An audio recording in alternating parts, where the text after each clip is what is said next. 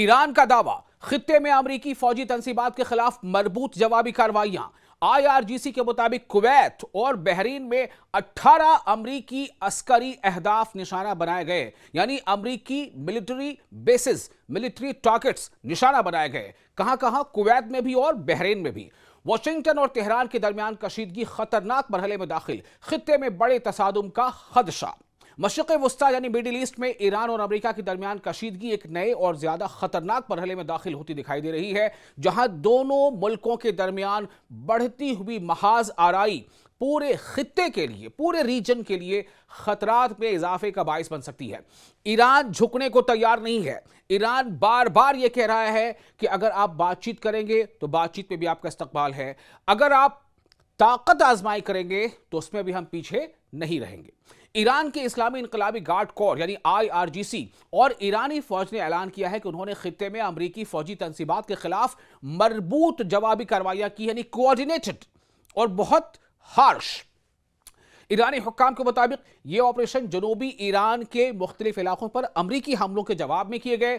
IRGC کا کہنا ہے کہ اس کی ایرو اسپیس فورس اور بحریہ نے یعنی نیوی نے 2 مرحلوں میں 2 فیزز میں مشتمل آپریشن میں حصہ لیا۔ بیان کے مطابق کویت کے علی السلام اور احمد الجابر ایئر بیسز کے ساتھ ساتھ بحرین کے شیخ عیسیٰ ایئر بیس پر موجود امریکی فوج کے 18 اہم اہداف یعنی ٹارگٹس کو نشانہ بنایا گیا۔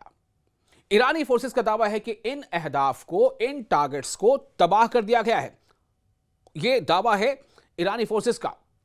دوسری جانب ایرانی فوج کے شعبہ تعلقات عامہ نے بتایا ہے کہ بحرین میں موجود امریکی 5th فلیٹ کے ہیڈ کوارٹر پر ڈرون حملہ کیا گیا۔ فوج کے مطابق اس کارروائی میں مواصلاتی نظام یعنی جو ٹیلی کمیونیکیشن کا جو پورا سسٹم ہوتا ہے، وہ اینٹینا اور جو پیٹریاٹ فضائی دفاعی نظام ہے اس سے منسلک رڈار تنصیبات کو نشانہ بنایا گیا ہے۔ ایران کے حملے میں خاص بات یہ رہی ہے، ایران کو پتہ ہے کہ امریکہ کی مضبوطی کیا ہے اور اس کی کمزور نس کیا ہے۔ چونکہ دیکھیں، بغیر کسی راڈار سسٹم کے نہ تو اس کے فلیٹس آپریٹ کر پائیں گے، نہ اس کے جو فائٹر جیٹس ہیں وہ آپریٹ کر پائیں گے، تو راڈار کو اکثر ایران نے نشانہ بنایا ہے۔ شروعاتی حملوں سے ہی جب بھی اس نے امریکہ کے اہداف کو، امریکی بیسز کے ٹارگٹ سے نشانہ بنایا تو راڈار جو ہے اس کے نشانے پر رہا، اور یہ ایک بڑی کامیابی ہے۔ اسی کے نتیجے میں امریکی بہت سارے فائٹر جیٹس جو ہیں وہ نشانہ بنے ہیں، ماضی میں بھی اور اب بھی بن رہے ہیں ایران کے حملوں کا۔ ایرانی فوج نے خبردار کیا ہے کہ اگر حالات مزید کشیدہ ہوئے تو مزید کارروائیاں، مطلب اور زیادہ کارروائیاں کی جا سکتی ہیں۔ ایران کے اعلیٰ عسکری کمانڈ مرکز خاتم الانبیاء ہیڈ کوارٹر نے بھی کہا ہے کہ امریکی کارروائیوں کا جواب جاری رکھا جائے گا۔ ادھر امریکی صدر ڈونلڈ ٹرمپ نے کہا کہ ایران میں امریکی بمباری جلد روک دی جائے گی۔ کیا کہا ڈونلڈ ٹرمپ نے؟ کہ ایران میں امریکی بمباری جلد روک دی جائے گی۔ ان کا دعویٰ تھا کہ ایرانی حکام نے حالیہ حملوں کو روکنے کے لیے رابطہ کیا ہے، تاہم IRGC نے اس دعوے کو مسترد کرتے ہوئے، اسے خارج کرتے ہوئے، اسے جنگی دباؤ سے نکلنے کی کوشش قرار دیا ہے۔ یعنی ایران کا کہیں نہ کہیں موقف یہ ہے کہ امریکہ، ڈونلڈ ٹرمپ پریشر میں ہے، دباؤ میں ہے، انہیں پتہ چل رہا ہے، انہیں معلوم ہو رہا ہے کہ ایران جھکنے والا نہیں ہے، ایران کمزور نہیں پڑ رہا۔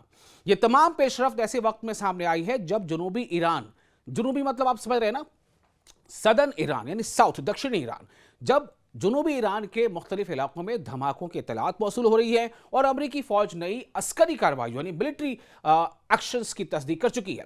تجزیہ کاروں کے مطابق، جو اس بارے میں جو اس کے ماہرین ہیں، جو کامنٹیٹرز ہیں، ان کے مطابق اگر موجودہ کشیدگی میں کمی نہ آئی تو یہ صورتحال صرف ایران اور امریکہ تک محدود نہیں رہے گی، بلکہ پورے مڈل ایسٹ، جسے ہم ویسٹ ایشیا بھی کہتے ہیں، ویسٹ ایشیا، اسے اپنی لپیٹ میں لے سکتی ہے۔